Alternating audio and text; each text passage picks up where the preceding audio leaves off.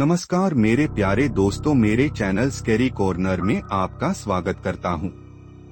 मेरे प्यारे दोस्तों, जितने भी प्यारे लोग मेरी कहानियां सुनते हैं उनको मैं तहे दिल से शुक्रिया अदा करता हूं और मैं आप सभी से गुजारिश करता हूं कि आप अपना कोई प्यारा सा कमेंट जरूर करें और कहानी पर अपनी प्रतिक्रिया जरूर दें।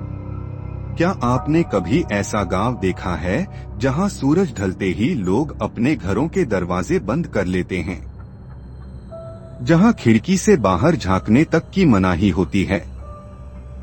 यह कहानी है कुंवारीपुर गांव की, जहां हर रात एक डरावनी परछाई खेतों में मंडराती है। उसकी लाल चमकती आंखें, झुलसा हुआ चेहरा और नुकीले नाखून देखने वालों की रूह कंपा देते हैं। कहते हैं वो आत्मा अपनी दर्दनाक मौत का बदला लेने के लिए भटक रही है और अगर गलती से किसी ने उसको देख लिया तो उसका बच पाना नामुमकिन है। आदित्य और उसके दोस्तों ने इस डरावनी सच्चाई को नजरअंदाज किया, लेकिन वो नहीं जानते थे कि इस भूल की कीमत उन्हें अपनी जान देकर चुकानी पड़ सकती है। क्या वे इस खौफनाक रहस्य से बच पाएंगे या फिर वो परछाई उन्हें भी अपनी काली दुनिया में खींच ले जाएगी? जानने के लिए देखते हैं आज की हमारी कहानी, जहां आदित्य नामक एक युवक अपने दो दोस्तों के साथ महज घूमने एक गांव में गया था, जहां उसका सामना मौत से हो गया। क्या आदित्य और उसके दोस्त उस भयानक खतरे से बच सकेंगे? आइए सुनते हैं आदित्य की यह कहानी उन्हीं की जुबानी। साल 2018 की बात है। मैं आदित्य अपने कुछ दोस्तों के साथ महाराष्ट्र के एक छोटे से गांव कुंवारीपुर में घूमने गया था। यह गांव बाहरी दुनिया से काफी कटा हुआ था। न मोबाइल नेटवर्क सही चलता था और न ही बिजली का खास इंतजाम था। हमें यहाँ का शांत माहौल और प्राकृतिक सौंदर्य देखने की लालसा थी। गांव के लोग अजीब तरह से हमसे बचते थे, जैसे उन्हें हमसे बात करने में कोई डर हो। जब हमने वहां के एक बुजुर्ग से बात की तो उन्होंने केवल इतना कहा, रात होते ही दरवाजा बंद कर लेना और खिड़कियों से बाहर मत देखना। हमने इसे गांव के लोगों की अंधविश्वासी सोच मान लिया और मजाक में उड़ा दिया। शाम होते होते मौसम बिगड़ने लगा था। ठंडी हवा के झोंके और अजीब सी खामोशी ने माहौल को भयानक बना दिया था। हमारी रुकने की व्यवस्था गांव के बाहरी किनारे पर एक पुराने मकान में हुई थी, जो सुनसान खेतों के पास था। रात के करीब 11 बजे हम सब खाने के बाद ताश खेल रहे थे। तभी बाहर दरवाजे पर धीमी धीमी दस्तक हुई। Talk talk talk. हमने सोचा कि शायद कोई गांव वाला होगा। मेरे दोस्त रोहित ने दरवाजा खोलते ही चिल्ला दिया, कौन है वहाँ? लेकिन बाहर कोई नहीं था। हल्की हल्की ठंडी हवा कमरे के अंदर घुस आई थी। हम सबने इसे हवा का झोंका समझकर नजरअंदाज कर दिया। रात के करीब 2 बजे मेरी नींद अचानक खुली। कमरे में अजीब सी घुटन महसूस हो रही थी। खिड़की के बाहर खेतों में एक परछाई दिखी, लंबी, दुबली और झुकी हुई। वो अजीब सी आकृति धीमी चाल में खेतों के बीच घूम रही थी। उसकी हरकतें मानवीय नहीं लग रही थीं। तभी टॉक टॉक टॉक, दरवाजे पर फिर वही दस्तक हुई। इस बार आवाज पहले से तेज थी। मैंने दोस्तों को जगाया। ये क्या है? राहुल ने डरते हुए कहा। हम सब डर के मारे एक ही कोने में सिमट गए। दरवाजे पर खटखटाहट लगातार बढ़ती जा रही थी। धड़ाम, दरवाजा अचानक जोर से हिलने लगा, जैसे कोई उसे तोड़ने की कोशिश कर रहा हो। मैंने जल्दी से दरवाजे की कुंडी कसकर पकड़ ली। बाहर मत निकलना, रोहित ने कहा। तभी खिड़की के पास किसी के पैरों की खटखटाहट सुनाई दी। मैंने झांक कर देखा तो वो वही परछाई थी, इस बार और नजदीक। उसकी आंखें गहरी लाल चमक रही थीं और वो खिड़की के शीशे पर अपने नुकीले नाखून रगड़ रही थी। चिरक चिरक चिरक। उसके नाखूनों की आवाज सुनकर हमारे रोंगटे खड़े हो गए। हम सबने अपनी सांसें रोक ली। अचानक खिड़की का कांच चटक गया और वो परछाई बाहर खड़ी होकर हमें घूरने लगी। उसका चेहरा झुलसा हुआ था, जैसे आग में जल चुका हो। उसके चेहरे से मांस के टुकड़े लटक रहे थे और उसकी आंखों से खून के आंसू बह रहे थे। तभी एक बुजुर्ग की आवाज बाहर से सुनाई दी, दरवाजा मत खोलना, जो भी हो बाहर मत जाना। हम सब कांपते हुए पूरी रात एक दूसरे को पकड़े बैठे रहे। सुबह के पहले किरण के साथ सब कुछ शांत हो गया। हमने गांव के बुजुर्ग से पूरी घटना के बारे में पूछा। उन्होंने गहरी सांस लेते हुए बताया, वो आत्मा इस गांव की एक महिला की है जिसका नाम चंपा था। बुजुर्ग ने अपनी धीमी आवाज में बताया, चंपा एक खूबसूरत लड़की थी, लेकिन उसका जीवन बहुत ही दुखद रहा। करीब 30 साल पहले की बात है। चंपा का परिवार गांव के बाहर खेतों में रहता था। उसके माता पिता की असमय मृत्यु के बाद चंपा अकेली रह गई थी। गांव वालों का कहना था कि चंपा के पास कुछ ऐसी शक्तियां थीं जिनकी वजह से लोग उससे दूर रहते थे। कुछ लोगों का मानना था कि वो काला जादू जानती थी। एक रात गांव के कुछ शराबी लड़कों ने चंपा के घर में घुसकर उसके साथ जबरदस्ती करने की कोशिश की।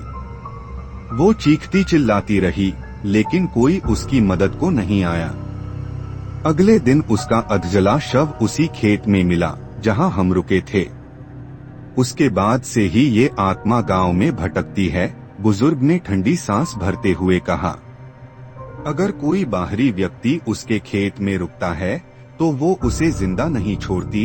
यह सुनते ही हमारे पैरों तले जमीन खिसक गई।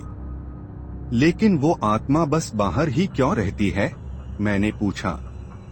बुजुर्ग ने कहा, कहते हैं कि उसकी आत्मा घर में प्रवेश नहीं कर सकती, लेकिन अगर किसी ने गलती से दरवाजा खोल दिया तो वो अंदर आ सकती है। उस रात हम सबने दरवाजा कसकर बंद किया और खिड़कियों को लकड़ी के पट्टों से ढक दिया। रोशनी बुझाकर हम सब कोने में दुबके बैठे थे। रात के करीब 1 बजे फिर वही आवाज आई, टॉक टॉक टॉक। इस बार आवाज पहले से भी ज्यादा डरावनी थी, जैसे कोई नाखूनों से दरवाजा खुरच रहा हो। चर चर चर। मेरे दोस्त राहुल ने हिम्मत करके खिड़की के छोटे से छेद से बाहर झांका। उसकी आंखें डर के मारे फटी रह गईं। वो यहाँ है। उसकी आवाज कांप रही थी। हम सब सन्नाटे में थे। तभी खिड़की के बाहर वही झुलसा हुआ चेहरा अचानक कांच से सट गया। उसकी लाल चमकती आंखें हमें घूर रही थीं। मुझे अंदर आने दो, मेरी मदद करो, वो धीमी दर्द भरी आवाज में बड़बड़ा रही थी। अचानक एक जोरदार झटका लगा और दरवाजे की कुंडी चटकने लगी। हम सबने कुंडी कसकर पकड़ ली। दरवाजे के बाहर से वही डरावनी आवाज सुनाई दी, आदित्य आदित्य। मेरा नाम सुनकर मेरे रोंगटे खड़े हो गए। इससे कैसे बचा जाए? मैंने कांपती आवाज में रोहित से पूछा। तभी राहुल ने इशारा किया कि आवाज अब खिड़की के पास से हट गई थी। बाहर अजीब सी खामोशी थी। हमने सोचा शायद आत्मा चली गई हो। अब तो सुरक्षित हैं, मैंने धीरे से कहा। लेकिन तभी क्रीक। कमरे के पिछले कोने में रखी अलमारी का दरवाजा धीमे धीमे खुलने लगा। मेरी नजर अलमारी पर पड़ी तो मेरी सांसें थम गईं। उसके अंदर वही परछाई झुकी हुई खड़ी थी। उसकी लाल आंखें सीधे मेरी आंखों में घूर रही थीं। तुम बच नहीं सकते। अचानक वो अलमारी से बाहर कूद पड़ी।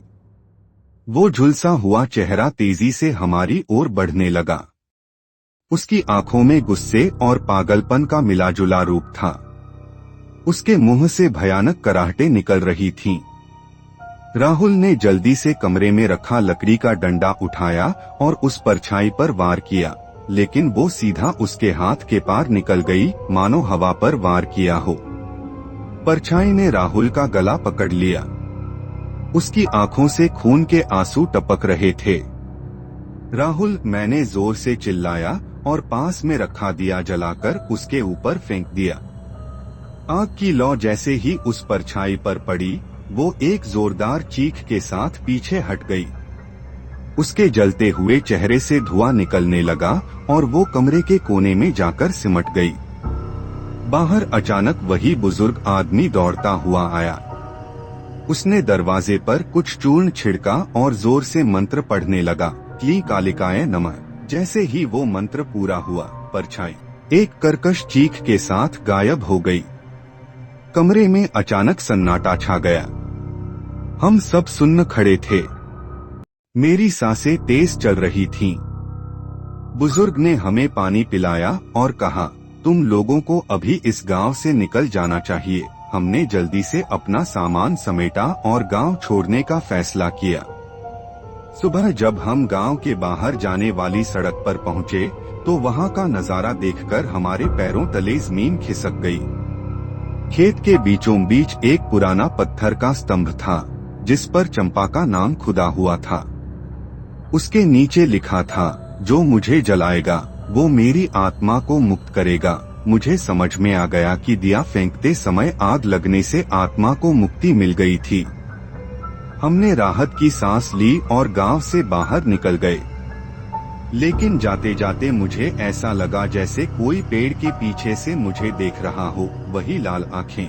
क्या वो सचमुच मुक्त हो चुकी थी, या वो अभी भी अपनी बदला लेने की प्यास में भटक रही थी? आशा करता हूँ कि आपको यह कहानी जरूर पसंद आई होगी। कृपया आप अपना एक प्यारा सा कमेंट कर दे और आपको इस कहानी का कौन सा भाग सबसे ज्यादा अच्छा लगा ये भी बताएं। और यदि आपके पास भी कोई कहानी है तो कृपया उसे मेरे साथ शेयर करें डिस्क्रिप्शन में दिए गए ईमेल आईडी पर। और आपसे निवेदन करता हूं कि कृपया आप इस चैनल को सब्सक्राइब जरूर कर ले, ताकि जब भी मैं कोई नई कहानी अपने चैनल पर शेयर करूं आपको उसका नोटिफिकेशन जरूर मिले और आप मेरी आने वाली सभी रोचक और डरावनी कहानी को सुन सके। मिलते हैं अगली कहानी पर। God bless you.